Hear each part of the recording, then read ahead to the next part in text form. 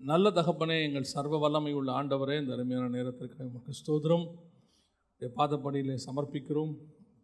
எடுபடாத நல்ல பங்கு உடைய பாதத்தில் உண்டு ஆண்டவரே.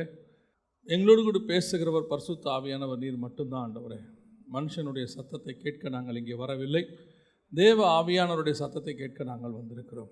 ஆவியானவர் எங்களோடு கூட பேசுவீராக, இடைபடுவீராக, உடைய வசனத்தை அனுப்புவீராக. எங்கள் ஆண்டவர் இயேசுவின் நாமத்தில் பிதாவே, அல்லேலூயா. என்னாகமத்தின் புஸ்தகம் 13ஆம் அதிகாரம் 1-2 வசனங்களை வாசிங்கள்.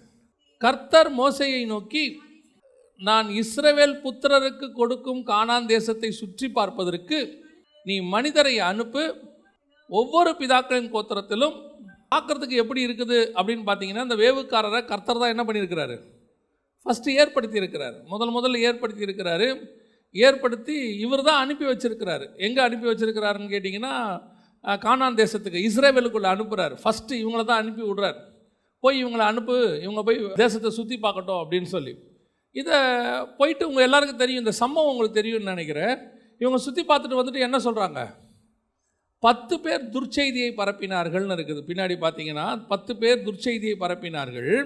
அதற்கு பிறகு 2 பேர் மாத்திரம், காலேப் யோசுவா மாத்திரம் அவர்களுக்கு சாதகமாக பேசினார்கள் அப்படின்னு சொல்லி பார்க்கிறோம். இஸ்ரவேல் புத்திரருக்குள்ளே தாங்கள் சுற்றி பார்த்து வந்த தேசத்தை குறித்து துர்ச்செய்தி பரம்ப செய்தார்கள் அப்படின்னு இருக்கு. அப்போ இந்த அனுப்பின ஆட்கள் போய் பார்த்துட்டு வந்து தேசத்தை பற்றினதான ஒரு நெகட்டிவான இம்ப்ரெஷனை கொடுக்குறாங்க. இப்படிலாம் இருக்குங்க, மோசமாக இருக்குது, நம்ம அங்கே போனால் அவ்வளோதான், அவங்க ராட்சதர்கள் இருக்கிறாங்க, ஜெயின்ஸ் இருக்கிறாங்க, நாம் அங்கே போனால் அவங்க நம்மளை சாகடிச்சிருவாங்க, நாங்கள் வெட்டுக்கிளிகளை போல் இருக்கிறோம், இப்படியெல்லாம் சொல்கிறாங்க. கர்த்தர் அனுப்பின ஆட்கள் ஏன் இப்படி சொன்னாங்க? வேவுக்காரர் இப்படி சொல்கிறதுக்கு என்ன காரணம்? வேவுக்காரர் அனுப்புனது கர்த்தர் தானா? ஆனால் வசனத்தில் வாசித்தா எப்படி இருக்குது, கர்த்தர் தான் அனுப்புனார்னு பக்காவாக இருக்குது. ஆனால் கொஞ்சம் அப்படியே நீங்கள் பின்னாடி வாசிக்கிட்டே வாங்க, கர்த்தர் அனுப்புனாரா யார் அனுப்புனார்னு இருக்குது. வாசிங்க, உபாகமத்தின் புஸ்தகம் 1ஆம் அதிகாரம் 21வது வசனத்தை வாசிங்க. உபாகமம் 1:21 வாசிங்கள். நல்ல கவனிங்க. தேவனாகிய கர்த்தர் அந்த தேசத்தை உனக்கு முன்பாக வைத்திருக்கிறார், பிதாக்களின் தேவனாகிய கர்த்தர் உனக்கு சொன்னபடியே நீ போய் அதை சுதந்தரித்துக்கொள், பயப்படாமலும் கலங்காமலும் இரு என்றேன்.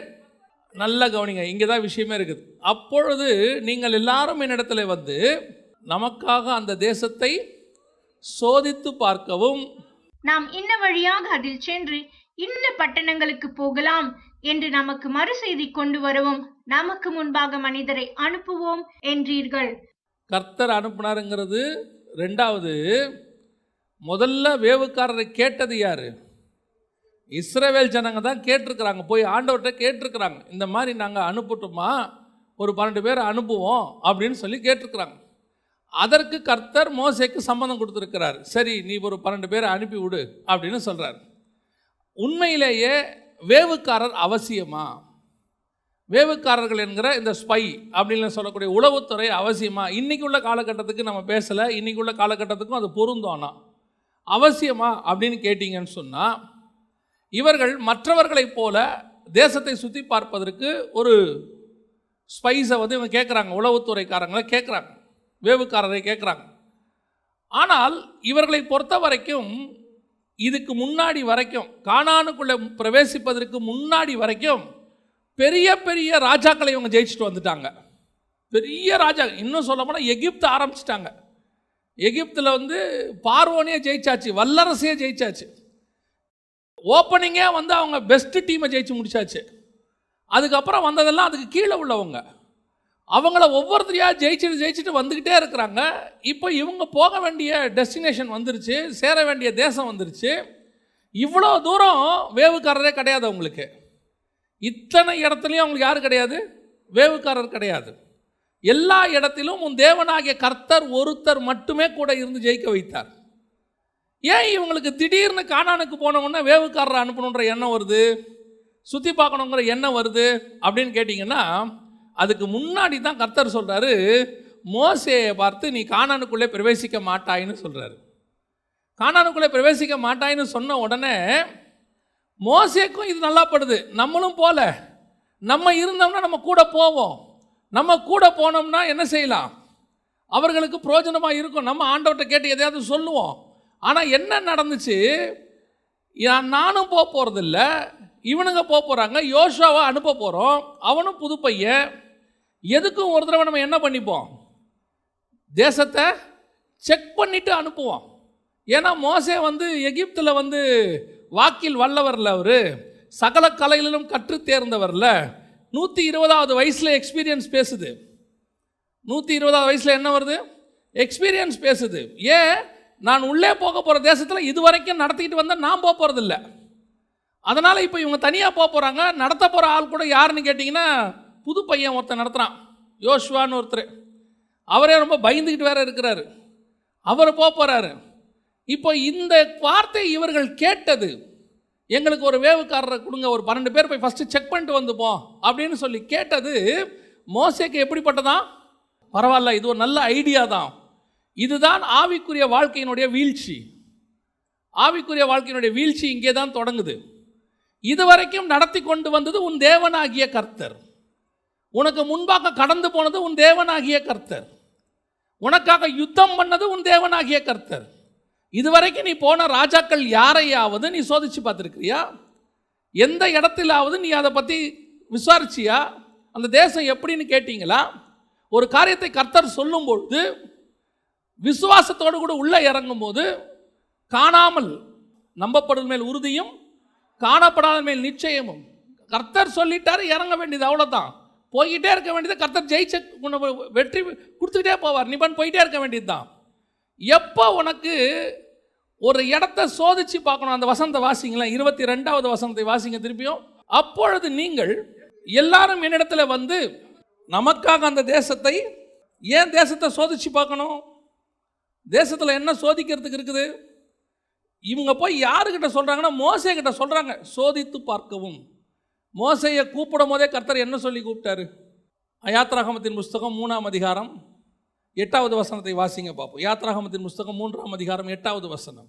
அவர்களை எகிப்தியரின் கைக்கு விடுதலையாக்கவும், அவர்களை அந்த தேசத்திலிருந்து நீக்கி கானானியரும் ஏத்தியரும் எமோரியரும் பெரிசியரும் ஏவியரும் எபூசியரும் இருக்கிற இடமாகிய பாலும் தேனும் ஓடுகிற நலமும் விசாலமுமான தேசத்தில் கொண்டு போய் சேர்க்கவும் இறங்கினேன்.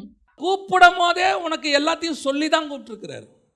அந்த தேசத்தில் யார் இருப்பா, அந்த தேசம் எப்படிப்பட்டது, அதனுடைய ஆசீர்வாதம் என்ன, எல்லாவற்றையும் சொல்லித்தான் கர்த்தர் உன்னை கூப்பிட்டாரு.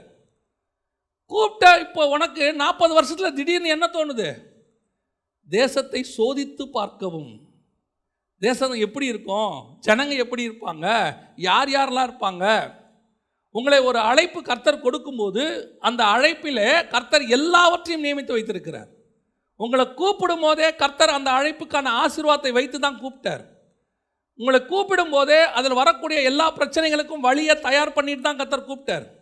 நீங்கள் போகிற கானான் பிரயாணத்தில், பரம கானான் பிரயாணத்தில் பிரச்சனை இருக்காது என்று கர்த்தர் சொல்லவில்லை.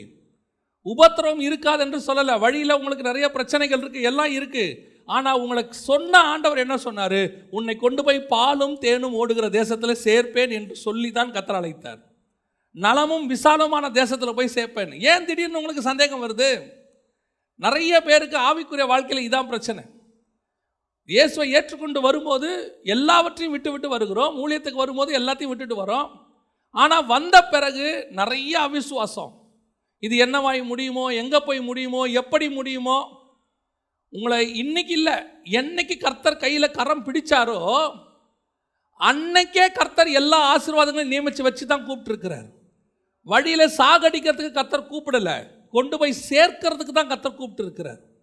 நடுவில் நிறைய பேருக்கு சந்தேகம், இது எப்படி முடியும், இது என்னவாய் போகும். இப்படி நினைத்த யாருமே முழுமையாய் போய் சேர்ந்ததில்லை தேசத்துக்கு. பாதியிலே முடிச்சுட்டாங்க கதையை. ஆண்டவருக்கு பிடிக்காத ஒரு விஷயம் அவிசுவாசம். அந்த ஆண்டவர் கேட்குறாரு, ஏன் அவிசுவாசப்பட்டீர்கள்? விசுவாசத்தில் எது வரைக்கும் நீங்கள் நான் உங்களோடு கூட போராடி கொண்டு இருப்பேன்றார் ஆண்டவர். பொறுமையாக இருப்பேங்கிறார். இன்றைக்கி நிறைய பேருக்கு அப்படித்தான். நல்ல ஓட்டத்தை தொடங்குகிறாங்க, நல்ல ஆசீர்வாதத்தோடு கூட தான் தொடங்குறாங்க, ஊழியத்தை தொடங்குறாங்க, ஆவிக்குரிய வாழ்க்கையை தொடங்குறாங்க. ஆனால் பாதிக்கு மேலே அவங்களுக்கு ஒரு அவிசுவாசம் வந்துடுது. எதிரிகள் தேசத்தெல்லாம் ஆண்டவர் ஜெயிச்சு கொடுத்துட்டாரு. உனக்கு கொடுப்பேங்கிற தேசத்தில் அவங்களுக்கு சந்தேகம் வந்துருச்சு. இது வரைக்கும் போன எந்த தேசத்தையும் கர்த்தர் கொடுப்பேன்னு சொல்லலை. அதில் தான் கர்த்தருக்கு இவங்க வேவுக்காரரையே அனுப்பலை. எங்கே சந்தேகம் வருது? இவங்களுக்கு கொடுப்பேன் என்று வாக்கு தத்தம் பண்ணின தேசத்தின் மேல் அவர்களுக்கு என்ன வருது? சந்தேகம் வருது. அதோட அர்த்தம் என்னன்னா, சொன்ன கர்த்தர் அந்த வாக்கு தத்தத்தின் மேலேயே இவங்களுக்கு சந்தேகம் வந்துருச்சு. அந்த தேசம் எப்படி இருக்கும் சோதிச்சு பார்க்கலாம். நான் எப்பவும் நான் வச்சிருக்கிற ஒரு விஷயம், நம்முடைய அறிவை கொஞ்சம் யூஸ் பண்ணாமல் இருந்தாலே நல்லது. பல நேரங்களில் நம்ம அறிவை என்ன செய்யக்கூடாது? யூஸ் பண்ணக்கூடாது. கர்த்தர் நம்மக்கிட்ட கேட்ட ஒரே ஒரு காரியம், தயவு செஞ்சு சும்மா இருங்க. நீங்கள் எப்பவும் பிரச்சனையை கிரிட்டிக்கல் ஆக்கியே விட்டுறீங்கிறார் ஆண்டவர். நீங்கள் சும்மா இருங்க, நான் எல்லாத்தையும் பார்த்துக்கிறேன். நம்மால் முடியாத ஒரு விஷயம் என்னது? சும்மா இருக்கிறது. எதையாவது குழப்பிக்கிட்டே இருக்கிறது, எதையாவது செய்யறது. ஆண்டவர் எல்லாத்தையும் நேர்த்தியாக சார்ட்டு போட்டு கிராஃப் போட்டு முடிவுக்கு வரைக்கும் உனக்கும் எனக்கும் என்னன்றதில் தெளிவாக வச்சுட்டு தான் கர்த்தர் உங்களை என்னையும் கூப்பிட்டார். அவர் இன்னைக்கு நேற்று கூப்பிட்டாரு, உலக தோற்றம் முதல் உங்களை என்னை அழைச்சி நிர்ணயம் பண்ணி வச்சிருக்கிறார். அப்போ உங்களுக்கு எனக்கும் உள்ளதில் எந்த மாறுபாடும் வரப்போகிறதே இல்லை. நடுவில் நமக்கு வர இந்த அவிசுவாசம் இருக்குது பாருங்க. நிறைய காரியம் நம்ம போய் சோதிச்சு பார்ப்போம், எப்படி இருக்குது தேசம் பார்ப்போம், கர்த்தர் சொன்னது எப்படி இருக்குது பார்ப்போம். எப்போ உங்களுக்கு அந்த அவிசுவாசம் வருதோ அப்போவே உங்கள் ஓட்டத்தில் பல இடங்களில் தடங்கள் வரும், பல இடங்களில் உங்களுடைய ஓட்டம் முடிஞ்சு போகும். உனக்கு ஆண்டவர் ஒரு காரியத்தை சொல்லிட்டாருன்னா, சொன்ன ஆண்டவர் ஒரு நாளும் தூங்கவே மாட்டார். கேட்ட நாம் கூட தூங்கிடுவோம், தேவன் தூங்கவே மாட்டார். அதை நிறைவேற்றி முடிக்கிற வரைக்கும் கர்த்தர் நம்ம கூடயே தான் இருப்பார். ஒரு காரியத்தை ஆண்டவர் நம்மக்கிட்ட சொல்லிடுவார், உனக்கு நான் செய்வேன், தேசத்தை கொடுப்பேன், அல்லது எது வேணால். இப்போ கூட இருக்கும், நிறைய விஷயங்கள் இருக்கும். கர்த்தர் சொல்லிட்டார்னா அதை செஞ்சு முடிக்காமல் விடவே மாட்டார். நடுவில் நம்ம கூட என்ன செஞ்சிடக்கூடாது. நான் எப்பவும் ஒரு உதாரணம் சொல்லுவேன் அடிக்கடி. ஒரு உதாரணத்துக்கு தான் சொல்கிறேன். கர்த்தர் வீடு கொடுப்பேன்னு சொல்லிட்டாருன்னு வச்சுக்கோங்க, கர்த்தர் என்ன பண்ணிடுவார்? வீடு கொடுத்துருவார். நான் சொல்கிறது ஒரு உதாரணத்துக்கு. வீடு கொடுப்பாரான்னு கேட்காதீங்க. வீடு கொடுக்குறேன்னு சொன்னார்னா கர்த்தர் என்ன பண்ணிடுவார்? கண்டிப்பாக உங்களுக்கு வீடு கொடுத்துருவார். நடுவில் போய் லோன் போட்டால் என்ன ஆகும், இஎம்ஐ கட்டினா என்ன ஆகும், முன்பணம் எவ்வளோ கட்டணும், மாதம் மாதம். அப்போது ஏன் நீங்கள் போய் இதெல்லாம் செய்கிறீங்கன்னு கேட்டால் அடுத்த வார்த்தை சொல்லுவாங்க, நம்ம சும்மாவே இருந்த ஆண்டவர் செய்வாரா? நம்மளும் ஏதாவது என்ன செய்யணும், முயற்சி எடுக்கணும். ஆண்டவர் சொல்கிறார், தயவு செஞ்சு எடுக்காத, நீ தயவு செஞ்சு அந்த வேலையை மட்டும் செய்யாத, நீ சும்மா இரு. உனக்கு தர வேண்டியதை எல்லாத்தையும் என்ன பண்ணி வச்சுருக்கிறேன்? ரெடி பண்ணி வச்சுருக்கிறேன். அது வேலையாக இருக்கட்டும், கல்யாணமாக இருக்கட்டும், அல்லது ஆசீர்வாதமாக இருக்கட்டும், வாட் எவர் இட் இஸ், கர்த்தர் நிர்ணயம் பண்ணி வச்சது அதினதின் காலத்தில் தானாய் வந்து சேரும். அதுக்கு ஆண்டவர் அதுக்கு ஒரு டைம் வச்சிருக்கிறாரு. முதலாவது இவங்க பண்ண தப்பு என்ன செய்கிறாங்க, நம்ம தேசத்தை என்ன பண்ணுமா, சோதிச்சு பார்க்கணும். போய் நம்ம சோதிச்சு பார்க்கணும், எப்படி இருக்குன்னு பார்க்கலாம், தேசத்தை பார்க்கலாம். இதில் பார்த்ததுனால வந்த விளைவு என்ன? பயந்துட்டான். ஏன்? அங்கே இருக்கிறவன்லாம் எப்படி இருக்கிறான்? ராட்சசன் போல இருக்கிறான், அப்படி இருக்கான். பின்ன கர்த்தர் உனக்கு கொடுக்குற தேசம்னு சொன்னது சாதாரண தேசமா? அதாவது ஒரு பெரிய பொக்கிஷம் இருக்குன்னு வச்சுக்கோங்க. நீங்கள் பாருங்கள், அந்த ஏடிஎம் மிஷினெல்லாம் பணம் கொண்டு போய் போடுறாங்க. மிஷினில் பணம் வந்து ஃபில் பண்ணுவாங்க. ஃபில் பண்ண கொண்டு போகிற ஆட்களை பார்த்துருக்கீங்களா? அந்த ஆள் எப்படி இருப்பார்? பயங்கரமாக ஜெய்ஜாண்டிக்காக கையில் துப்பாக்கியோட ஒரு பெரிய வேனில், அந்த வேனை சுற்றி என்ன பண்ணியிருக்கோம், வேலி மாதிரி அடித்து கிரில்லெல்லாம் போட்டு, அந்த பணம் நிறையா இருக்கிறதுனால அதுக்கு அவ்வளோ ஒரு பாதுகாப்பு. இப்போ அதுவே பிரதமர் வராருன்னா பாதுகாப்பு எப்படி இருக்கும்? இன்னும் கொஞ்சம் ஹை லெவல் பாதுகாப்பு. இப்போ அமெரிக்க ஜனாதிபதி வராருன்னா அது அதை விட ஹை லெவல் பாதுகாப்பு. எதுக்கு சொல்கிறேன்? பெரிய விஷயம் கொஞ்சம் வேல்யூ கூட கூட பாதுகாப்பு எப்படி இருக்கும்? கொஞ்சம் அதிகமாக தான் இருக்கும். அதுவே நீங்கள் நம்ம வீட்டு வாசலில் இருக்கிற வாட்ச்மேன் பார்த்துருக்கீங்களா? சில வீடுகளெல்லாம் வாசலில் போனோம்னா வாட்ச்மேன் படுத்திருப்பார், பாவம் போல் இருக்கும். திருடனே அவர் அடிக்க மாட்டார். ஏன்னா அந்த வீடு அவ்வளோத்தான், அவ்வளோத்துக்கு தான் அந்த மாதிரி ஒரு பாதுகாப்பு. அதுவே கொஞ்சம் பெரிய ஏடிஎம் மிஷின், அதுக்கு பாதுகாப்பு ஜாஸ்தி. இந்திய பிரதமர்னா பாதுகாப்பு ஜாஸ்தி, அமெரிக்க ஜனாதிபதி இன்னும் ஜாஸ்தி. ஏன்னா வேல்யூ கூட கூட பாதுகாப்பு கூடுது. கானான் தேசம் இருக்கிறதுலையே நம்பர் 1 தேசம். அப்போ உள்ள பாதுகாக்கிறவன் தான் பாதுகாக்கிறவன். இவன் வர வரைக்கும் அவன் தான் அதை பாதுகாக்கணும். அந்த தேசத்தை வேற எவனும் எடுக்காதபடி. அதனால தான் அவன் யோசுவா சொல்றான், அவர்களை காத்த நிழல் விலகி போயிற்று. ஏன்? இது வரைக்கும் அதை பார்த்துக்கிட்டு இருந்த நம்ம ஆண்டவர். யாரை வாட்ச்மேனாக போட்டால் நல்லா பார்த்துமா அந்த தேசத்தை, இவனுங்க வர வரைக்கும் தெரியும்.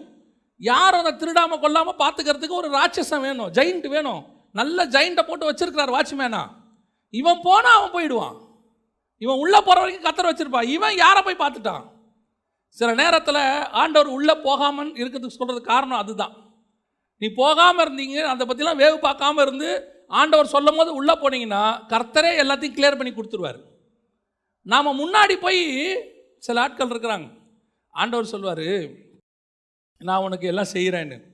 இவன் உட்காந்து ஒரு பட்ஜெட் போடுவான். உன் மகளுக்கு திருமணம் பண்ணி கொடுக்குறேன்னு கர்த்தர் சொல்லிட்டாருன்னு வச்சுக்கோங்க, பண்ணி கொடுத்துட்டு போகிறாரு, அவர் பண்ணி செஞ்சுட்டு போகிறாரு. இவன் முன்னாடியே உட்காந்து என்ன பண்ணுவான், ஒரு பட்ஜெட் ஒன்று போடுவான். சில நேரத்தில் ஆண்டவர் இந்த கணக்கு போடாதேங்கிறார், விட்டுரு. ஏன் உனக்கு கொடுக்கறது 20 லட்சமோ 2 கோடியோ 20 கோடியோ 200 கோடியோ, பரலோகம் சொன்னது நடக்கும் அளவும் பரலோகம் அதை செய்து முடிக்கும். நீ முன்னாடி போய் பார்த்து இந்த ஜைஜாண்டிக்காக இருக்கிறத பார்த்த உடனே பயம் வந்துடுது. ஐயோ இதெல்லாம் எப்படி நடக்கும், இதெல்லாம் நடக்குமா? நடக்கும். சொன்னது கர்த்தர். உனக்கு எனக்கு இந்த வேலை இல்லை, போய் வேவு பார்க்குற வேலை நம்மளது இல்லை. சோதிச்சு பார்த்து கரெக்ட் பண்ணிட்டு உலகத்தான் கரெக்டாக சொல்லுவான். அதெல்லாம் கணக்கு பார்க்காம செய்யக்கூடாதுங்க, எல்லாத்துக்கும் ஒரு கணக்கு போடணுங்க. அது மனுஷ அறிவு. தேவனுடைய மனுஷன் நடத்தப்படுகிற மனுஷன் அவன் பூமிக்கு இருக்கிற பிரச்சனையை பார்க்க மாட்டான். அது எத்தனை கோடின்னு அவனுக்கு கவலையே இல்லை. எனக்கு ஒருத்தர் சொல்லிட்டாரு, வாக்குத்தத்தம் பண்ணிட்டாரு, சொன்னவர் நிறைவேறும் அளவும் என்னை ஒரு நாளும் கை விடவே மாட்டார். அது சொல்கிற அன்னைக்கு அதான் எனக்கு ஆண்டவர் ஒரு நாள் சொல்லி கொடுத்தாரு. எப்பவுமே காசு கேட்காத ஆண்டவர்கிட்ட. ஆண்டவர்கிட்ட என்ன கேட்கக்கூடாது, காசு கேட்கவே கூடாது. அந்த காசை வச்சு என்ன வாங்க போறீங்களோ அதை தான் கேட்கணும். புரியுதா? இன்னைக்கு நிறைய பேர் பண்ணுற தப்பு அதுதான்.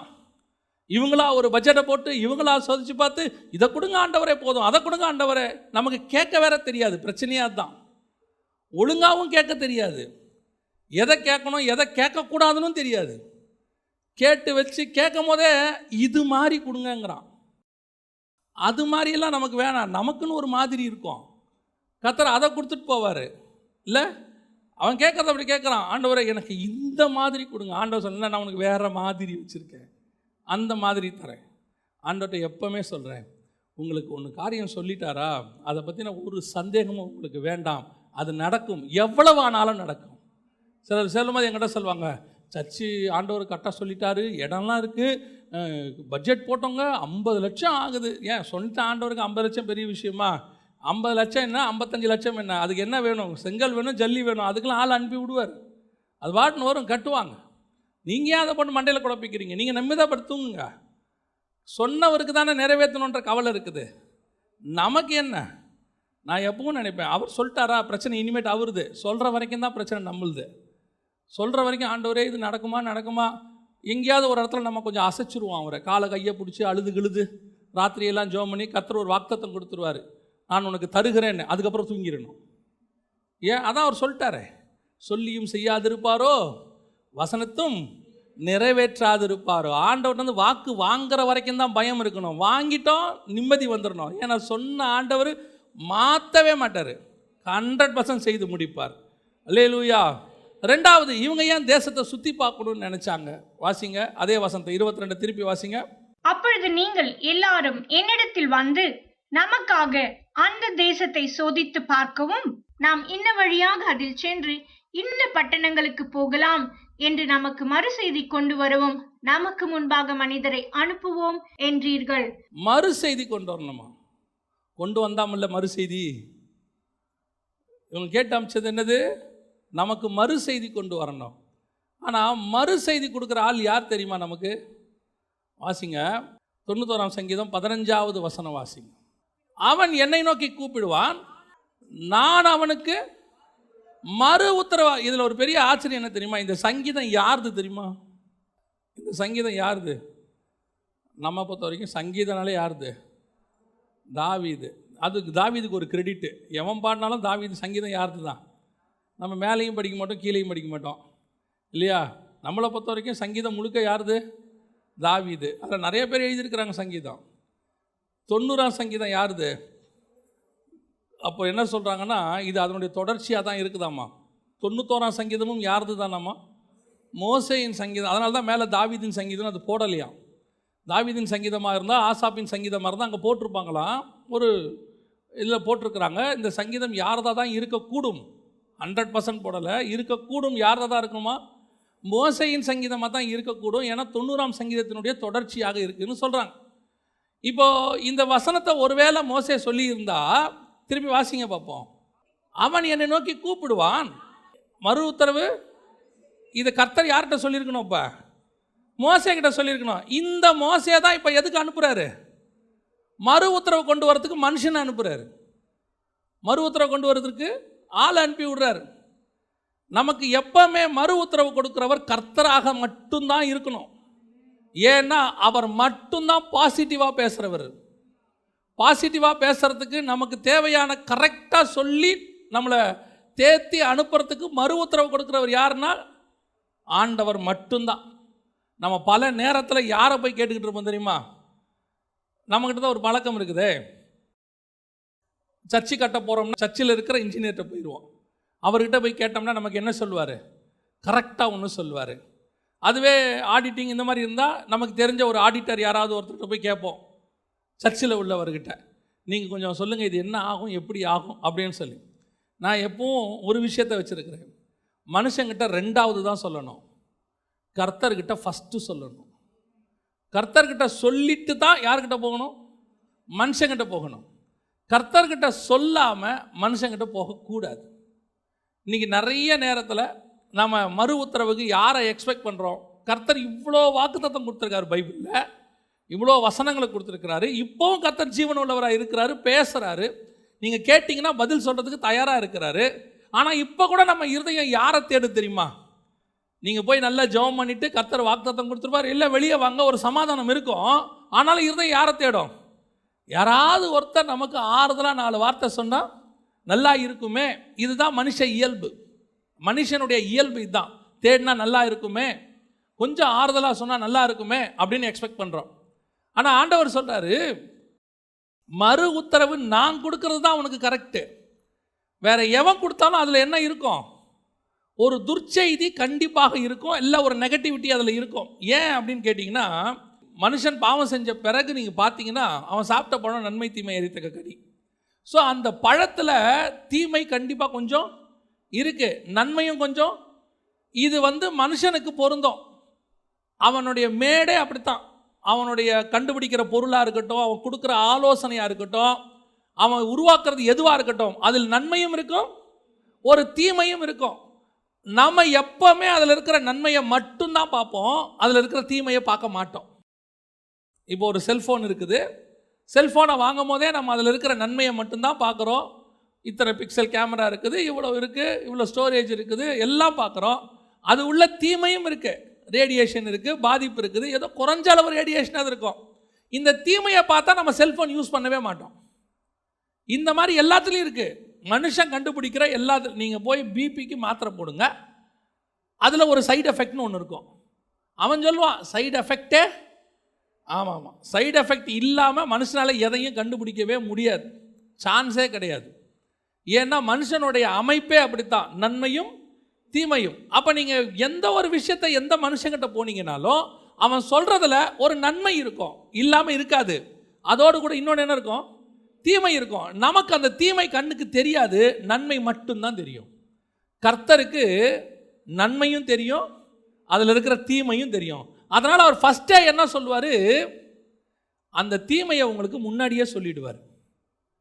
பழம் சாப்பிட்டா நீ சாகவே சாவாய், ஏன்னா அந்த பழத்தில் மரணம் இருக்குது அப்படின்னு கர்த்தர் சொல்லிட்டாரு. ஆனால் அந்த பழத்தில் ஒரு நன்மையும் இருக்குது. என்ன இருக்குது? பார்வைக்கு இன்பமும் புத்தியை தெளிவிக்கிறது, அறிவை கொடுக்குதாமா, புத்தியை தெளிவிக்கிறது. இப்போ பிசாசு எதை சொன்னா? அந்த விஷயத்த சொன்ன, நன்மையை சொன்னா, தீமையை சொல்லலை. கர்த்தர் நன்மையை சொல்லலை, எதை சொன்னார்? தீமையை சொல்கிறார். ஏன் அப்படின்னா நன்மையை சொல்ல வேண்டிய அவசியம் இல்லை, அது வந்தால் நன்மை, அதை ஏற்றுக்கொண்டால் நன்மை தானே, அதில் சொல்ல வேண்டிய அவசியமே இல்லை. ஆனால் தீமையை தான் கண்டிப்பாக எச்சரிக்கணும். 100 ஃபீட் ரோடு இருக்குது, ஹைவேஸில் நீங்கள் போகிறீங்க, நடுவில் ஒரு ஸ்பீட் பிரேக்கர் இருக்குது. கண்டிப்பாக நீங்கள் அங்கே என்ன பண்ணணும்? ஒரு போர்டு வைக்கணும், ஒரு ஸ்பீட் பிரேக்கர் இருக்குது, பொறுமையாக செல்லவும், இல்லைன்னா ஆக்சிடென்ட் ஆகிடும். அதே நேரத்தில் ரோடு நல்லா இருக்குது, 110 நீங்கள் போகலாம், 100 போகலான்னு வச்சுக்கோங்க. அங்கே போர்டு வைக்க வேண்டிய அவசியம் இல்லை, ரோடு நல்லா இருக்குது, வேகமாக போங்க அப்படின்னு அவசியம் இல்லை. அந்த ரோடு நல்லா இருந்தால் நம்மளே என்ன பண்ண போகிறோம்? வேகமாக தான் போக போகிறோம். ஒரு காஷன் எதுக்கு கொடுக்கணும்? தீமை இருந்தால் காஷன் கொடுக்கணும், தப்பு இருந்தால் காஷன் கொடுக்கணும், எச்சரிப்பு. அப்போ எப்போ கொடுக்கணும்? தீமை இருந்தால். பிசாசு எப்பவுமே தீமையே சொல்ல மாட்டான். மனுஷன் பழத்தை சாப்பிட்டதுனால நன்மையும் தீமையும் கலந்தவன். எந்த மனுஷனுடைய ஆலோசனையிலும் யார் வேணா இருக்கட்டும், நீங்கள் மிகப்பெரியதான பயங்கர டிகிரி எல்லாம் முடித்து ஆலோசனை கொடுக்குற ஆளாக இருக்கட்டும், அந்த ஆள் கொடுக்குற ஆலோசனை அற்புதமாக இருக்கும் 90%. அதில் இருக்கிற 10% தீமையை அந்த ஆள் சொல்ல மாட்டார், இல்லைன்னா அந்த ஆளுக்கே தெரியாது. நீங்கள் எவ்வளோ பாருங்கள், அவங்க சொல்லுவாங்க, அவர் தாங்க, அவர் சிஇஓங்க, அவர் அவ்வளோ ஆலோசனை கொடுத்தார், அவர் சொன்னபடி தான் ஆரம்பித்தோம், ஆனால் சின்ன பிரச்சனை இதில் வந்துருச்சு, அவருக்கே தெரியாது. அதுதான் பிரச்சனை. ஏன்னா நம்ம மேனுஃபேக்சர்லேயே இந்த தீமை கலந்துருக்குது. மனுஷன் நமக்கு மறு உத்தரவு எதிர்பார்க்கவே பார்க்காதீங்க. பல நேரத்தில் கர்த்தர் என்ன சொல்லிடுவார் தெரியுமா? அவங்க கொடுக்குற ஆட்கள் பயங்கர முக்கியமான ஆட்களாக இருப்பாங்க, நல்ல ஞானம் உள்ளவங்களாக இருப்பாங்க. அவங்க பேசி முடித்தோடனே கர்த்தர் சொல்வார், அதை தூக்கி கொஞ்சம் ஓரமாக வச்சிரு அப்படிம்பார். லிட்ரலாக சொல்வார், இந்த ஆலோசனை உனக்கு இல்லைம்பார். ஏன்? அவங்க படிப்பில், அவங்களுடைய பிஸ்னஸில், அவங்களுக்கு கிடைச்ச எக்ஸ்பீரியன்ஸில் அவங்க அற்புதமான ஆலோசனை கொடுப்பாங்க. ஆனால் அது எனக்குரியதாங்கிறது தான் முக்கியம். நான் சொல்கிறது உங்களுக்கு புரியுதா? அந்த ஆலோசனை எனக்குரியதா, கர்த்தர் எனக்கு வச்சதான் தான் நீங்கள் பார்க்கணும். எல்லா ஆலோசனையும் நல்ல ஆலோசனை தான், ஆனால் எனக்குரியதுன்னு ஒன்று இருக்குது. தாவீது முன்னாடி போய் சண்டை போடணுன்னு ஒரு காலம் இருக்குது, பின்னாடி போய் சண்டை போடணுன்னு ஒரு காலம் இருக்குது. யார் ஆலோசனை கேட்டாலும் முன்னாடி போய் சொல்லுவான். நீங்கள் தான் போன தடவை முன்னாடி போட்டு சண்டை போட்டு ஜெயிச்சிட்டிங்களே, முன்பக்க வழியாக போங்க தாவீது. கர்த்தர் சொல்வார், இப்போ பின்பக்க வழியாக போ. ஏன் ஆண்டவரை பின்பக்கம் வழியா? நான் சொல்கிறேன், நீ செய், பின்னாடி போ, அவ்வளோதான். நீ போன தடவை முன்பக்கம் போனால் என்ன ஆச்சோ, இந்த தடவை பின்பக்கம் போனால் அதே சக்ஸஸ் ஒன்று கிடைக்கும். ஆலோசனை கொடுக்குற ஒருத்தர் மேலே உட்காந்துருக்கிறாரு, அவருக்கு எல்லா ஆலோசனையும் கரெக்டாக கொடுப்பாரு. அவருக்கு பேரே அதிசயமான ஆலோசனை கர்த்தர். அவருடைய பேர் என்னது தெரியுமா? Wonderful councillor. இவர் வண்டர்ஃபுல் கவுன்சிலர், இவர் அதிசயமான ஆலோசனை கர்த்தர். அவர் கொடுக்குற ஒவ்வொரு ஆலோசனையும் அற்புதமாக இருக்கும். நீங்கள் அதை தான் கேட்கணும். நம்ம கூட நிறைய பேர் உட்காந்து நிறைய கொடுப்பாங்க, அவங்க கொடுக்குறதெல்லாம் ப்ராக்டிக்கல், அதில் எந்த மாற்று கருத்தும் இல்லை. அவங்க கொடுக்குறதெல்லாம் ப்ராக்டிக்கல். இப்படி செய்யுங்க, அப்படி செய்யுங்க, கொஞ்சம் எடுத்து வைங்க, இல்லைன்னா பின்னாடி பிரச்சனை, அது ஆகும், இது ஆகும், எல்லாத்தையும் கேட்டுக்கணும். பல நேரத்தில் சவுல் மாதிரி இருக்கணும். எந்த சவுல்? தாவீது ராஜாவுக்கு முன்னாடி ஒருத்தர் இருந்தார், சவுல் ராஜான்னு. அவர்கிட்ட இருந்த நல்ல குவாலிட்டி 2-3 இருக்குது. அதில் ஒரு நல்ல குவாலிட்டி என்ன தெரியுமா? காது கேளாதவனை போல இருந்தானா. நீங்கள் என்ன வேணாலும் பேசுங்க, என் காதில் அது ஏறாது. ஏன்? நீ கொடுக்குற ஆலோசனை நல்லதோ கெட்டதோ எனக்கு தெரியாது, எனக்கு ஆண்டவர் ஒன்று சொல்லியிருக்கிறாரு, அதை மட்டும்தான் நான் செய்வேன். சிலர்லாம் சொல்லுவாங்க, வீட்டில் பெரியவங்க கூட இருப்பாங்க, என் வார்த்தைக்கு நீ கீழ்ப்படிய மாட்டேங்கிறம்பாங்க. உன் வார்த்தைக்கு கர்த்தருக்குள் தான் கீழ்ப்படியணும். நீ கர்த்தருக்கு வெளியே ஆலோசனை கொடுக்கும்போது கீழ்ப்படிய முடியாது. கர்த்தர் எனக்கு ஒன்று என்ன சொல்கிறாரோ அதை தான் செய்வேன். எனக்கு மறு உத்தரவு கொடுக்குறவர் ஒருவர் இருக்கிறார், அந்த ஆலோசனை தான் தி பெஸ்ட். அதனால் யார் கொடுக்குற ஆலோசனையை அசட்டை பண்ணணும்னு அர்த்தம் இல்லை. தேவ ஆலோசனைக்கு ஈக்குவலான ஆலோசனை உலகத்தில் வேறு இல்லவே இல்லை. சில நேரங்களில் அது ஏற்றுக்கொள்ள முடியாததாக இருக்கும். நம்ம ஒன்று நினச்சி வச்சுருப்போம் மைண்டில், கர்த்தர் இன்னொன்று சொல்லுவார். என்ன ஆண்டவர் இப்படி சொல்கிறாரு, நீ செய்ப்பா, அவ்வளோதான். நீ கர்த்தர் சொல்கிறத செஞ்சுக்கிட்டே இரு. என்ன நக்கி கொடுக்குறவனை செலக்ட் பண்ணுறாரு, முட்டி போட்டு குடிக்கிறவனை செலக்ட் பண்ண மாட்டேங்கிறாரு. நக்கி கொடுக்குறவனை செலக்ட் பண்ணிட்டாரு, ஆமாம், அவனை கூட்டிகிட்டு போயிரு. என்னங்க அவன் இங்கேயே தண்ணியை நக்கி குடிக்கிறானே, அவன் தான் பெஸ்ட்டு, கூப்பிட்டு போ. கர்த்தருடைய பார்வையில் எது பெஸ்ட்டுன்னு அவருக்கு தான் தெரியும். அவர் சொல்கிறத செஞ்சுட்டு போயிட்டே இருக்கணும். மனுஷன் சொல்கிறத கேட்டுக்கணும், செய்யணுமா வேணாமான்னு கர்த்தர்கிட்ட கேட்டுக்கணும். அல்லேலூயா. கடைசியாக அவர்கள் ஏன் தேசத்தை சுற்றி பார்க்க ஆரம்பித்தார்கள்? வாசிங்க பாப்போம் திருப்பி அதே வசனத்தை 22. அப்பொழுது நீங்கள் எல்லாரும் என்னிடத்தில் வந்து நமக்காக அந்த தேசத்தை சோதித்து பார்க்கவும், நாம் இன்ன வழியாக அதில் சென்று இன்ன பட்டணங்களுக்கு போகலாம் என்று நமக்கு மறு செய்தி கொண்டு வரவும், நமக்கு முன்பாக மனிதரை அனுப்புவோம். நமக்கு முன்பாக யார் அனுப்பணும்? மனுஷன் அனுப்பணுமா? இதே மோசே தான் யாத்ராகமத்தில் சொல்கிறாரு. வாசிங்க, யாத்ராகமத்தின் புஸ்தகம் 33ஆம் அதிகாரம் 14-15 வாசிங்க. அதற்கு அவர், என் சமூகம் உனக்கு முன்பாக செல்லும், நான் உனக்கு இளைப்பாறுதல் தருவேன் என்றார். அப்பொழுது அவன் அவரை நோக்கி, உம்முடைய சமூகம் என்னோடே கூட செல்லாமற் போனால் எங்களை இவ்விடத்திலிருந்து கொண்டு போகாதிரும். நீங்க முன்னாடி போனதான் ஆண்டவரை நான் போவேன், நீங்க முன்னாடி போனதான் நான் போவேன். மனுஷன் அவனு சொல்றாரு, ஒரு தூதனை அனுப்புறேன்பா, உனக்கு முன்னாடி ஒரு தூதனை அனுப்புறேன், அவன் கூட்டிகிட்டு போவான், அவன் கைட் பண்ணுவான், எல்லாம் செய்வான். அவன் சொல்கிறான், தூதனா அதெல்லாம் ஆகாத ஆண்டவரே, நீங்கள் வரீங்கன்னா நான் போகிறேன். இதே மோசேத்தான் சொல்கிறாரு, நமக்கு முன்பாக யாரை அனுப்புவோம்? ஒரு மனுஷனை அனுப்புவோம். இதுதாங்க வாழ்க்கையில் வீழ்ச்சி, ஆவிக்குரிய வாழ்க்கையில் வீழ்ச்சி இங்கே தான் இருக்குது. எவ்வளவு காலம் நீங்கள் விசுவாசமாக கர்த்தரை இருப்பீங்க, ஒரு இடத்துல அந்த இடத்துக்கு மனுஷனை கொண்டாடுவீங்க. கர்த்தர் உங்களுக்கு இருந்த இடத்துக்கு யாரை கொண்டாடுவீங்க? மனுஷனை கொண்டாடுவீங்க. நான் எப்பவும் சொல்வேன், ஒரு ஆரம்ப காலகட்டத்தில், அது ஆவிக்குரிய வாழ்க்கையோ பிஸ்னஸோ ஊழியமோ எதுவானா இருக்கட்டும், ஆரம்ப கட்டத்தில் நீங்கள் 100% கர்த்தரைத்தான் நம்புவீங்க. ஏன்னா வேறு வழி இல்லை உங்களுக்கு. நமக்கு வேறு வழியே இல்லை, கர்த்தரை தான் நம்புவோம்.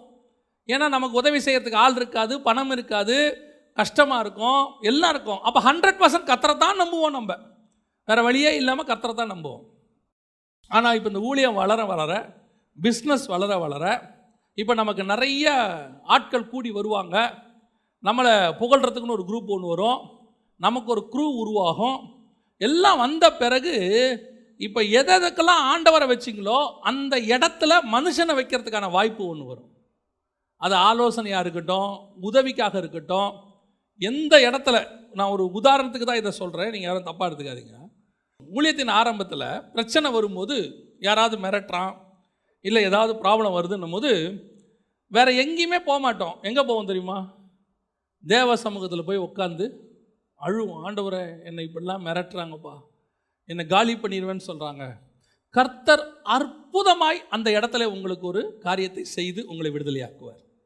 உங்களை மிரட்டுறவன் இருக்க மாட்டான்.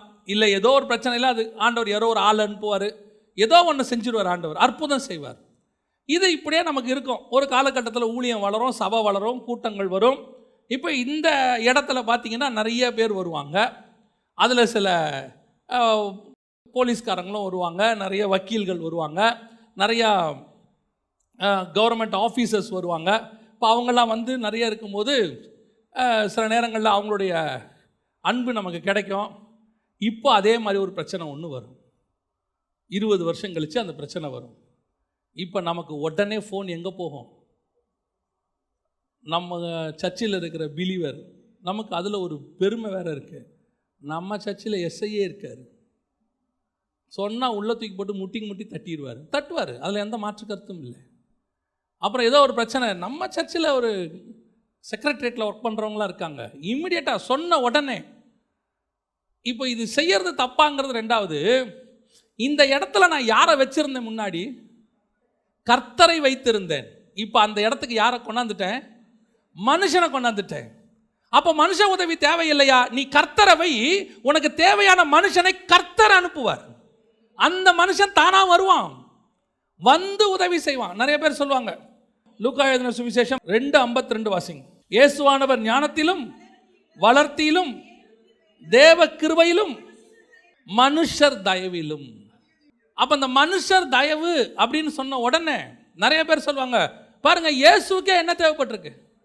மனுஷ தயவு தேவைப்பட்டிருக்கு. இந்த வசனத்தை எனக்கு படிக்கும்போது ஆண்டவர் சொன்னாரு, மனுஷ தயவை நான் தேடி போனேன்னா என்ன தேடி வந்துச்சா? இயேசு கிறிஸ்து குழந்தையா இருக்கிறாரு, இன்னும் அவர் என்ன ஆகலை, ஊழியத்துக்கெல்லாம் வரல. குழந்தையா இருக்கும்போது இயேசுக்கு தேவையான மனுஷ தயவு பரலோகம் கொடுத்து அனுப்பிச்சா? இயேசுவானவர் தேடி போனார். பரலோகம் ஆட்களை அனுப்புது, மரியாதை அனுப்புகிறது, யோசேப்பை அனுப்புகிறது. அந்த நேரத்தில் உதவி செய்யறதுக்கு என்ன செய்கிறாங்க? ஆட்களை ஆண்டவர் அனுப்புகிறார். வான சாஸ்திரிகளை வேற பக்கம் திருப்பி விடுறாரு, அவங்கள பாதுகாக்கிறதுக்கு ஆட்களை அனுப்புகிறார். எல்லாத்தையும் ஆண்டவர் ஏற்பாடு பண்ணுறாரு. அதைத்தான் நான் உங்களுக்கு சொல்கிறேன், நீ தேவனால் நடத்தப்படுகிற மனுஷனாக இருப்பாயானால் உனக்கு தேவையான மனுஷர்களை கர்த்தர் அனுப்புவார். எங்கிருந்து வருவாங்க? எப்படி இருந்து வருவாங்க? அவங்க உதவி செய்யறதுக்கு தானா வருவாங்க. நம்ம தேடி போக வேண்டிய அவசியம் இருக்கவே இருக்காது. உன்னை உட்கார வச்சிருக்கிறேன்னா அந்த மாதிரி ஒரு இடமா இருக்கும், சென்டர் பாயிண்ட்ல உட்கார வச்சிருப்பாரு, அந்த இடத்துக்கு அத்தனை பேரும் வருவாங்க. அவர்கள் வந்து உதவி செய்வார்கள். சமீபத்தில் ஒரு பைபிள் காலேஜ் ஒன்று நாங்கள் கட்டினோம். அந்த பைபிள் காலேஜ் கட்ட ஆரம்பித்ததுலேருந்து முடிக்கிற வரைக்கும் பார்த்தீங்கன்னா ஒவ்வொரு ஸ்டேஜில் ஒவ்வொன்று. ஒரு காலகட்டத்தில் வந்து பேஸ்மெண்ட் போடணும், ஒரு காலகட்டத்தில் அது கட்டணும், ஒரு காலகட்டத்தில் வந்து வாசல் ஜன்னல்லாம் வைக்கணும், ஒரு காலகட்டத்தில் வந்து டைல்ஸ் போடணும், ஒரு காலகட்டத்தில் வந்து அதுக்கு இன்டீரியர்ஸ் வாங்கணும். இப்படி நிறையா இருக்குது. நீங்கள் நான் ஆண்டவர் எனக்கு செஞ்சதை நான் உங்களுக்கு சொல்கிறேன். எந்த ஒரு மனுஷர்களையும் நாங்கள் தேடி போகவே இல்லை. அதின் காலத்தில் அந்தந்த ஆட்கள் தானாக வந்து இன்ட்ரடியூஸ் ஆனாங்க, வந்தாங்க, அந்த வேலையை செஞ்சாங்க, செஞ்சு முடிச்சுட்டு போயிட்டாங்க. எல்லாருமே சரி, எந்த ஒரு மனுஷனையும் நாங்கள் தேடி போகவே இல்லை. எங்களுக்கு தேவையான ஆட்கள் தேவையான நேரத்தில் கர்த்தரை அனுப்பினார். நாங்கள் அலைஞ்சு திரிஞ்சு தேட வேண்டிய அவசியமே இல்லை.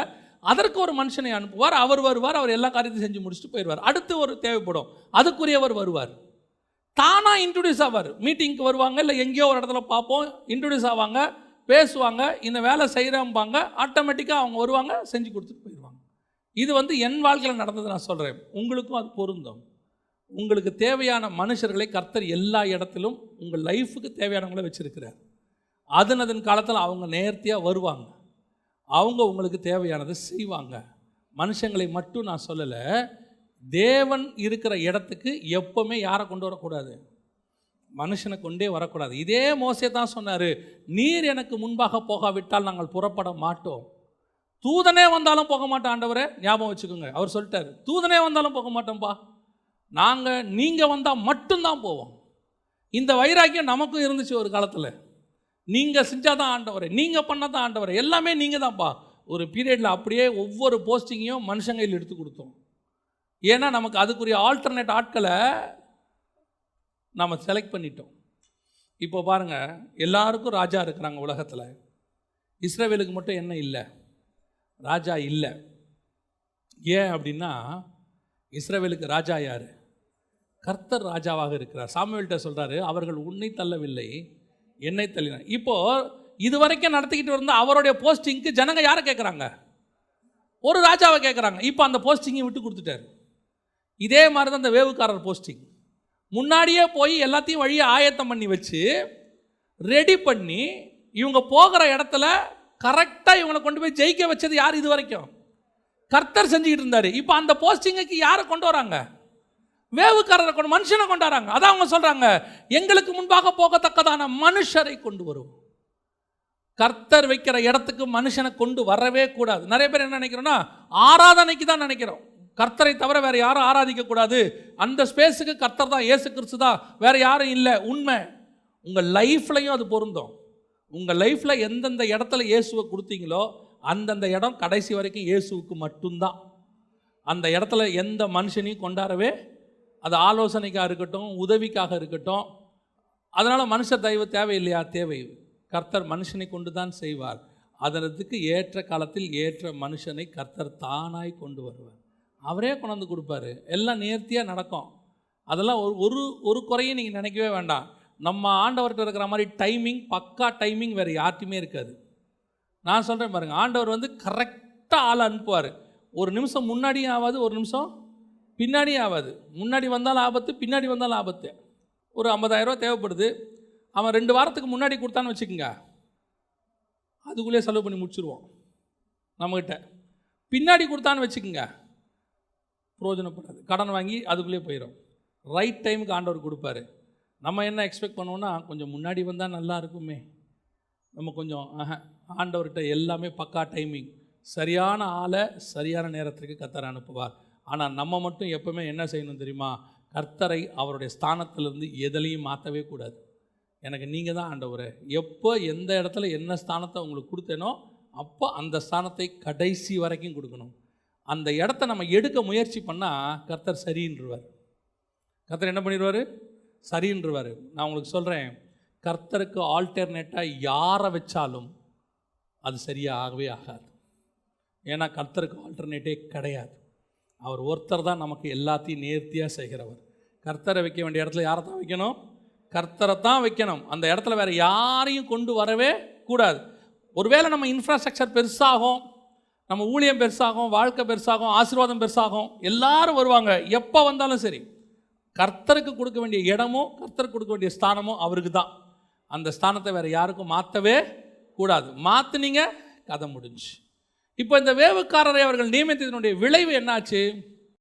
இவங்க சோதித்து பார்த்து மறு உத்தரவு கொடுத்து நமக்கு ஒரு மனுஷனை கொண்டு போகலாம் அப்படின்னு இவங்க செஞ்ச முடிவு என்னாச்சு, கடைசியில் கொண்டு போய் அவர்களுக்கு வீழ்ச்சியில் முடிவடைந்தது. கடைசியில் அவங்க கானானுக்குள்ளே போக விடாமையே பண்ணியாச்சு. 10 பேர் 12 பேரில் 10 பேர் துர்ச்செய்தியை பரப்பினான், 2 பேர் தான் சாதகமாக சொன்னாங்க. அப்போ இந்த வேவுக்காரருடைய போஸ்டிங் அங்கே தான் ஆரம்பிக்குது. First failure. ராஜாவாக சவுலை கொடுத்த பிறகு அந்த இடத்துக்கு கர்த்தர் என்ன செய்யலை, திருப்பி வரல. அதுக்கப்புறம் தாவீது, அதுக்கப்புறம் சாலமோன், அதுக்கப்புறம் ரெகபெயாம், இப்படி போயிட்டே இருக்கே ஒழிய அந்த இடத்துக்கு ஆண்டவர் என்ன செய்யலை. என்னை தள்ளிட்டல்ல, நீயே எடுத்துக்கோ, எல்லாத்தையும் நீயே பாரு.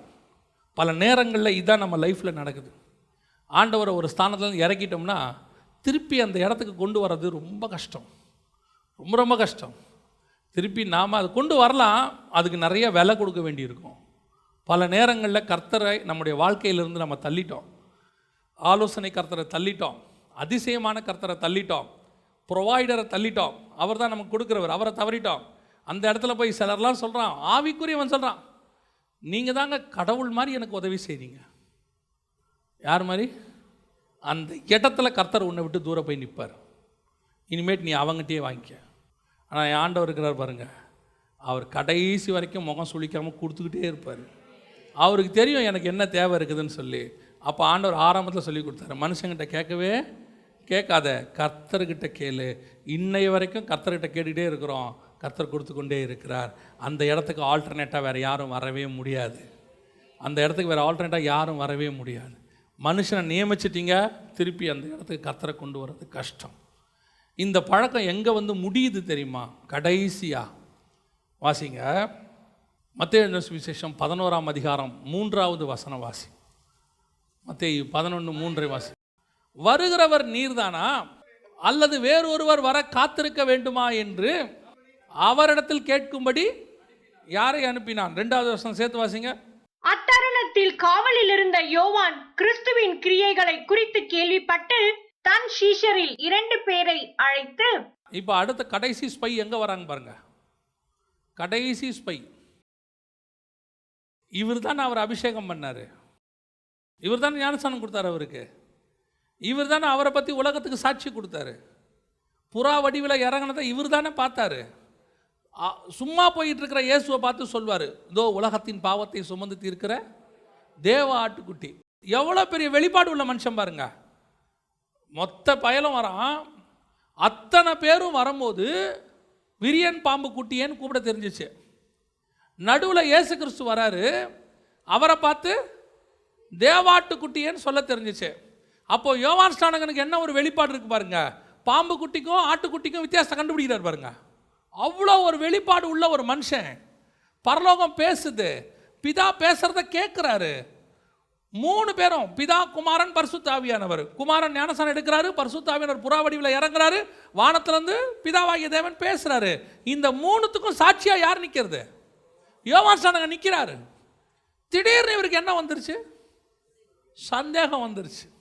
சந்தேகம் வந்த உடனே 2 பேரை அனுப்பி விடுறாரு, நீங்கள் போய் பார்த்துட்டு வாங்க, நீங்கள் போய் அவர்கிட்ட என்ன செய்யுங்க, கேட்டுட்டு வாங்க, வருகிறவர் நீர் தானா, இன்னொருவரை ஏன் இந்த சந்தேகம் வந்துச்சு? இந்த சந்தேகம் வர்றதுக்கு காரணம் என்ன? இவர் என்ன நினச்சாரு, இயேசு கிறிஸ்து வந்த உடனே அவர் ராஜாதி ராஜாவாக இஸ்ரவேலை ஆளுகை செய்து என்ன பண்ணிடுவார், அரசாட்சியெல்லாம் ஸ்தாபிச்சிருவார், இஸ்ரவேலுக்கு ராஜா வந்துட்டார்னு அவர் நினச்சிட்டார். ஆனால் இயேசு கிறிஸ்து செய்ய வேண்டிய இன்னொரு வேலை பாக்கி இருந்துச்சு. அதை செஞ்சுட்டு தான் அதை அவர் செய்ய முடியும், ராஜாவாக உட்கார முடியும். என்ன செய்யணும்? ஆசாரிய ஊழியம் செய்யணும். அதாவது அவர் பலியாகணும். சிலுவையில் பலியான பிறகு உயிர்த்தெழுந்து அவர் ராஜாவாக உட்காரணும். இந்த வெளிப்பாடு ஆவியில் இருக்குது. யாருக்கு?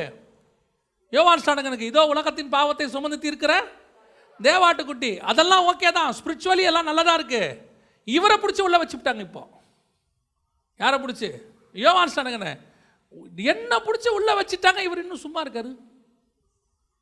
விஷயம் அதுதான். யோவான் ஸ்நானகன் யாரு? The best evangelist in the Israel. அவர் வனாந்தரத்தில் இருப்பார். ஜனங்க எங்கே போவாங்க? வனாந்தரத்துக்கு தேடி போவாங்க. அந்த மாதிரி ஒரு இவாஞ்சலிஸ்ட். இன்னொரு பெரிய விஷயம், அவர் அற்புதமே செய்யலன்னு இருக்கு பைபிளில். யோவான் ஸ்நானகன் ஒரு அற்புதத்தையும். அப்போ எப்பேற்பட்ட இவாஞ்சலிஸ்ட் பாருங்க. மிராக்கிளே இல்லை அவருடைய மினிஸ்ட்ரியில், மிராக்கிளே கிடையாது. ஒன்லி வேர்ட் ஆஃப் காட் தான். அப்படி எழுந்திரிச்சு நின்று பிரசங்கம் பண்ணார்னா 1000 கணக்கில் ஜனங்க வருவாங்க. அப்படி ஒரு மனுஷன், பில்லிகிரகம் ஐயா மாதிரி அப்படி ஒரு மனுஷன். ஆனால் என்ன பிடிச்சி உள்ளே வச்சுட்டாங்க. நீங்கள் இன்னும் சும்மா இருக்கீங்க. என்ன பண்ணணும்? ஒரு குரல் கொடுக்க வேண்டாமா? விடுதலை செய், விடுதலை செய், யோவான் ஸ்நானகனை விடுதலை செய், ஏதாவது ஒன்று சொல்ல வேண்டாமா? நீங்கள் ஆள் நான் ராங்கா யாரையாவது அபிஷேகம் பண்ணிட்டேனா, இல்லை ராங்கா ரெவலேஷன் கொடுத்துட்டேனா, வருகிறவர் நீர் தானா, இன்னொருவரை காத்திருக்க? ஏன் இந்த டவுட் வந்துச்சு? என்னை பிடிச்சி உள்ளே வச்ச பிறகு சும்மா இருக்கிறீங்களாண்டவரே. நம்மள நிறைய பேருக்கு பிரச்சனை எங்கே இருக்குது தெரியுமா? Spiritually we are all okay, அதெல்லாம் ஒன்றும் பிரச்சனை. பாவிகள்லாம் சொல்ல முடியாது, நீதிமான்கள் தான், இயேசுவின் ரத்தத்தால் கழுவப்பட்ட நீதிமான்கள் தான். பிரச்சனை வரும்போது தான் கொடுத்த வாக்குத்தத்தம் கரெக்ட் தானா, சொன்னது நீர் தானா, வேறொருவரை காத்திருக்க வேண்டுமா, இப்படிங்கிற சந்தேகம் வருது. சந்தேகம் வந்த உடனே நம்ம யாரை அனுப்புகிறோம்? 2 வேவுக்காரரை அனுப்புவோம். அந்த வேவுக்காரர் தான் தீர்க்கதரிசி. இப்போ இருக்கிற ஊழியக்காரங்களை வச்சுருக்கோம், தீர்க்கதரிசிகளை. இவங்கள ஆண்டவர்கிட்ட அனுப்பி எங்களுக்கு கொஞ்சம் ஜெபம் பண்ணி சொல்லுங்கள். நீங்கள் ஆண்டவர்கிட்ட ஒரு காரியத்தை கர்த்தர் உங்களுக்கு சொன்னால், உங்கள் 2 பேருக்கு நடுவில் யார் இருக்கக்கூடாது? மீடியேட்டர் இருக்கக்கூடாது, வேவுக்காரர் இருக்கக்கூடாது. நீங்கள் அனுப்புகிறீங்க ஆண்டவர்கிட்ட, தீர்க்கதரிசி அனுப்பி கேட்குறீங்க, சொன்னது நீர் தானா, இது நடக்குமா, என் பொண்ணுக்கு கல்யாணம் நடக்குமா, என் பையனுக்கு வேலை கிடைக்குமா, இதில் யாரை அனுப்பி விட்றோம்? நடுவில் ஒரு மீடியேட்டர் அனுப்பி விட்றோம். நான் சொல்கிறேன், உங்களுக்கு சொன்ன கர்த்தர் அந்த வார்த்தையை நீங்கள் உறுதியாய் பற்றி கொண்டால் உங்களுக்கு நடக்க வேண்டியது தான் நடக்கும். யோவான் ஸ்நானகன் தலை போகிறது தான், அது எந்த மாற்று கருத்தும் இல்லை. என்ன ஆண்டவர் காப்பாற்றலைங்கிறதுனால அவர் சொன்ன வார்த்தை பொய்யாகாது. நான் சொல்ல புரியுது? இப்போ இயேசு கிறிஸ்து யோவான் ஸ்நானகன் காப்பாற்றுவேன்னு சொன்னாரா? அந்த வார்த்தையை சொல்லலை. நம்ம நினச்சிக்கிறது, என்னையே இன்னும் காப்பாற்றலை, என்னையே இன்னும் ஜெயிலில் வச்சுருக்கிறாரு, அப்போ இவர் ஆண்டவரா? உன்னை காப்பாற்றலைன்னா அப்போ அவர் ஆண்டவர் இல்லையா? நீங்கள் சொன்னது உனக்கு நன்மை நடக்கலைன்னா அவர் ஆண்டவர் இல்லைன்னு அர்த்தமா? நல்லா தெரிஞ்சுக்கொள்ளுங்க. ஆண்டவர் ஒரு காரியத்தை சொன்னால் அதை கண்டிப்பாக செய்வார். அது உங்ககிட்ட சொன்னால் கண்டிப்பாக செய்வார். கர்த்தர் உங்களுக்கு ஒரு வெளிப்பாடு கொடுத்தால் அந்த வெளிப்பாடில் உங்களுக்கு சந்தேகம் வரவே கூடாது. சொன்னது கர்த்தர் 100% நடக்கும். ஒருவேளை அது எனக்கு வேறு விஷயம், ஆனால் கர்த்தரையே ஒரு சந்தேகப்படுறார், வருகிறவர் நீர் தானா? ஆனால் இவர்கிட்ட போன வேவுக்காரன் இருக்கான்ல, அவன் நல்லவன் தெரியுமா? யோவான் ஸ்நானகன் அனுப்பின வேவுக்காரன் திரும்பி யோவான் ஸ்நானகன்ட்டே வரல, அவன் அப்படியே போயிட்டான். அவன் பார்த்தான் இவருக்கு அவர் பெட்ரு. ஏன் நிஜம், உண்மை அதுதான். அந்திரேயா அப்படியே எங்கே போயிட்டான்? இயேசுக்கு பின்னாடி போயிட்டான். யோவான் ஸ்நானகனுடைய வேலையே இயேசுக்கு பின்னால் ஜனங்களை அனுப்பி விடுவது, வழி ஆயத்தம் பண்ணுறதுன்னு அவர் வேலை. இவர் ஏன் இன்னும் சீசனை வச்சுக்கிட்டு இருக்கிறாரு? இவருடைய வேலை என்ன? வந்தவொடனே என்ன பண்ணியிருக்கணும்? இதோ நீங்கள் எதிர்பார்த்துருந்தவர் வந்துட்டார், எல்லாரும் எங்கே போங்க, அவருக்கு பின்னாடி போங்க அப்படின்னு சொல்லி அனுப்பியிருக்கணும். பல நேரங்களில் நாம் மினிஸ்ட்ரியை முடிக்காதனால ஆண்டவரை முடிச்சு வைக்கிறார், போட்டு ஜெயிலில் தூக்கி போடு. அங்கே போனாலும் சும்மா இருக்காது, பேசிக்கிட்டு இருக்கிறது, வருகிறவர் நீர் தானான். அப்புறம் ஆண்டவர் சொல்கிறார், சரி கழுத்து அறுத்துரு. பேசிட்டே இருக்காரு, என்ன பண்ணுறது? வேறு வழியில் அவர் ஸ்டாப் பண்ணுறதுக்கு வேறு வழியே இல்லையே. இவர் இயேசுநாதர் இந்த பக்கம் ஞானஸ்நானம் கொடுத்தா யோவான் ஸ்நானகன் என்ன பண்ணுறாரு? அந்த பக்கம் ஞானஸ்நானம் கொடுத்துக்கிட்டு இருக்கிறாரு. யோவான் ஸ்நானகனுடைய வேலை என்ன? வழியை ஆயத்தம் பண்ண வந்தேன், அதான அவர் வேலை. வழியை ஆயத்தம் பண்ணியாச்சு. யாருக்கு? இயேசுவே வந்தாச்சு. அதுக்கப்புறம் யோவான் ஸ்நானகனுக்கு என்ன வேலை இருக்குது? அடுத்த வேலை அவர் என்ன செஞ்சுருக்கணும்? வாருங்கள், நாம் காத்திருந்தவர் வந்துட்டார், நாம் எல்லாம் யாருக்கு பின்னாடி போவோம்? அவருக்கு பின்னாடி போவோன்னா கதை முடிஞ்சிருச்சு. இவர் என்ன பண்ணிவிட்டார்? அவர் அபிஷேகம் பண்ணி அனுப்பி விட்டுட்டு இவர் மினிஸ்ட்ரி கண்டினியூ ஆகிட்டு இருக்கு. இப்போ இவர் வழியை யாருக்கு ஆயத்தம் பண்ண போகிறார் அடுத்து? புரியுதா நான் சொல்கிறது? எம்எல்ஏ வரதுக்கு ரோடு போட்டாச்சு, எம்எல்ஏ வந்துட்டு போயிட்டாரு, இன்னும் என்ன பண்ணிகிட்டு இருக்கான்? ரோடு போட்டே இருக்கான். எதுக்குடா? எம்எல்ஏ வர்றதே, அவர் வந்துட்டு போயிட்டாரா? இப்போ போட்டால் கூட பரவாயில்ல. பவுல் காலத்தில் ஒருத்தர் ரோடு போட்டுக்கிட்டு இருக்கான். பவுல் ஒருத்தரை போய் பார்க்குறாரு, நீங்கள் யார் என்று கேட்டோன்னு அவன் சொல்கிறான், நாங்கள் யார்? யோவானின் சீஷர்கள். யோவானுடைய சீஷன் இன்னும் எப்போ இருக்கிறான்? இயேசுநாதர் வந்துட்டு போன பிறகு இருக்கிறான். இயேசு வந்த பிறகு யோவானுக்கு சீஷனே இருக்கக்கூடாது, வேலை முடிஞ்சிச்சு. யாருக்கு பின்னாடி போயிருக்கணும்? இயேசுக்கு பின்னாடி போயிருக்கணும். இப்போ பார்த்தா இவர் மினிஸ்ட்ரியை முடிக்க மாட்டேங்கிறாரு. இவர் தி எண்டு போட்டால் தான் அவர் தி ஸ்டார்ட் பண்ண முடியும். மத்தியில் அழகாக இருக்கும், யோவான் சிறைச்சேதம் பண்ணப்பட்டான் என்பதை இயேசு கேள்விப்பட்டு கலிலேயாவுக்கு போய் மனம் திரும்புங்கள் பரலோக ராஜ்யம் சமீபத்திருக்கிறது என்று பிரசங்கிக்க தொடங்கினார். இவன் முடித்தா தான் அவர் தொடங்க முடியும். இவன் முடிக்கவே மாட்டேங்கிறான். இவருடைய வேவுக்காரன் போனானே, வந்து சொல்லிட்டாவது போயிருக்கலாம், சார் அவர் நல்லா இருக்கார், நீங்கள் முடிங்க, இங்கே நாங்கள் ஸ்டார்ட் பண்ணுறோம். அவன் திரும்பி வரவே இல்லை. அதற்கு பிறகு வேவுக்காரர்கள் கிடையவே கிடையாது. ஏன்னா உங்களுக்கு எனக்கும் வேவுக்காரர் தேவையே இல்லை. நமக்கு முன்பாக ஒருவர் போய் கொண்டிருக்கிறார். அல்லேலூயா. இனி வேவுக்காரர் என்பதே கிடையாது. நமக்கு வேவு பார்க்குறவர் ஒருவர் இருக்கிறார். அவர் நமக்கு முன்பாக கடந்து போவார். எக்காரணம் கொண்டும் தேவனுடைய இடத்துக்கு யாரை கொண்டு வராதீங்க, மனுஷனை கொண்டு வராதீங்க. கர்த்தர் ஒரு காரியத்தை சொல்லிட்டா சோதிச்சு பார்க்காதீங்க. தேசத்தை என்ன பண்ணி பார்க்கணும்? சோதிச்சு பார்க்கணும். ஆண்டவர் சொல்கிறார், உன் தேவனாகிய கர்த்தரை பரீட்சித்து பாராதிருப்பாயாக. வாக்கு தத்தம் பண்ணுற வரைக்கும் அவர் காலை விடக்கூடாது. வாக்கு தத்தம் பண்ணிட்டாரா அதுக்கு பிறகு சந்தேகப்படவே கூடாது. நான் எப்பவும் சொல்லுவேன், காலை பிடிச்சி அழுவணும். கர்த்தர் சொல்லிட்டாரு, கன்ஃபர்மேஷன் வந்துருச்சா அதுக்கப்புறம் சந்தோஷமாக இருக்கணும். ஏன்னா சொல்லிட்டார்.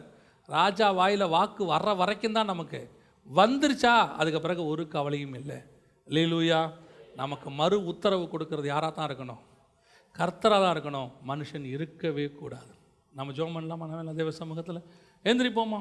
எல்லா தேவனை நோக்கி பார்ப்போம். நன்றி ஆண்டவரையுமே நாங்கள் ஸ்தோதரிக்கிறோம். கோடான கோடி ஸ்தோத்திரங்களை ஏறெடுக்கிறோம். தகப்பனே உமக்கு நன்றி அப்பா.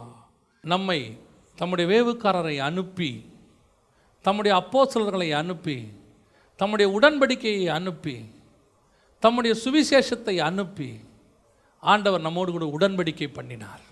அந்த வேவுக்காரர்கள் அவளிடத்தில் ஒரு சிவப்பு கயிறை கொடுத்து ஜன்னலில் கட்ட சொன்னார்கள்.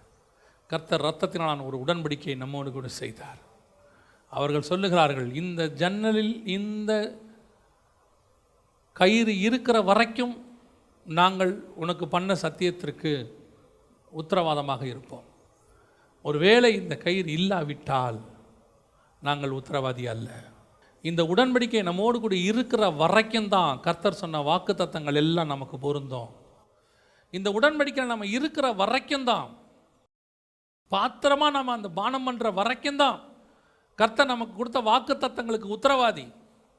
இந்த கயிறு இல்லாவிட்டால், இந்த உடன்படிக்கை இல்லாவிட்டால் நீங்களும் நானும் பாளையத்துக்கு புறம்பே எரிகோ மதிலுக்கு மேலே, ஒருவேளை எரிகோ ஜனங்களோடு கூட அழிஞ்சது போல இந்த உலகத்தின் அழிவில் நமக்கும் பங்கு நடந்திருக்கும். ஆனால் இன்றைக்கி கர்த்தர் நம்மை பாளையத்துக்கு புறம்பே கொண்டு வந்து உட்கார வைத்திருக்கிறார். இன்றைக்கி நம்மளை பத்திரமாய் கர்த்தர் காப்பாற்றி கொண்டு வந்து வச்சிருக்கிறார். சீக்கிரத்தில் நம்முடைய மணவாளன் வருவார். அந்த மணவாளன் அழைத்து கொண்டு போய் பரலோகத்தின் நடுவில் சிங்காசனத்துக்கு பக்கத்தில் அவருடைய வலது பார்சத்தில் உன்னை என்னை உட்கார வைக்க போகிறார். நாம் காத்து கொண்டிருக்கிறோம் பாளையத்துக்கு புறம்பே. அதுதான் கர்த்தர் இன்றைக்கி நம்மளை வச்சிருக்கிறார். சபையை புறம்பே வச்சிருக்கிறார். அவர் புறம்பே பாடுபட்டபடியினாலே நம்மையும் இப்போ புறம்பே தான் வச்சிருக்கிறாரு. சீக்கிரத்தில் நம்மளை கொண்டு போய் நடுவில் வைக்க போகிறார். அவருக்கு நடுவில், பரலோகத்துக்கு நடுவில், அவருக்கு சிங்காசனத்துக்கு பக்கத்தில் சபையை கொண்டு போய் வைப்பேன்னு ஆண்டவர் சொல்கிறார். ஆனால் அது வரைக்கும் அந்த கயிறு இருக்கணும், ரொம்ப முக்கியம். அதான் இயேசு சொல்கிறார், நான் வருமளவும் என்னை நினைவு கூறும்படி இதை செய்யுங்கள் என்றார். இன்றைக்கி ஆண்டவர் நமக்கு புறம்பே உட்கார வைக்கிறதுக்கு ஒரு வாய்ப்பை கொடுத்துருக்கிறார். நம்மை நாமே நிதானித்து அறிந்தோமானால் நாம் நியாயம் தீர்க்கப்படும். சர்வ வல்லமை உள்ள எங்கள் தகப்பனே, அருமையான காலை வேளைக்காக உமக்கு ஸ்தோத்திரம். உடைய மகிமையுள்ள கரத்தில் தாழ்த்துகிறோம். தேவனாகிய கர்த்தர் எங்களுக்கு தந்திருக்கிற நல்ல உடன்படிக்கைக்காக ஸ்தோத்திரம். அந்த உடன்படிக்கையை உறுதிப்படுத்துகிற உடைய வார்த்தைகளுக்காக உமக்கு நன்றி ஆண்டவரே. நீர் வருமளவும் இந்த உடன்படிக்கை எங்கள் வாசல்களிலே காணப்படட்டும் ஆண்டவர், எங்கள் ஜன்னல்களிலே காணப்படட்டும் அப்பா. கிருபையுள்ள கரத்தில் தாழ்த்துகிறோம். நீர் மாத்திரம் மகிமைப்படும். எங்கள் ஆண்டவர் இயேசுவின் நாமத்தில் பிதாவே.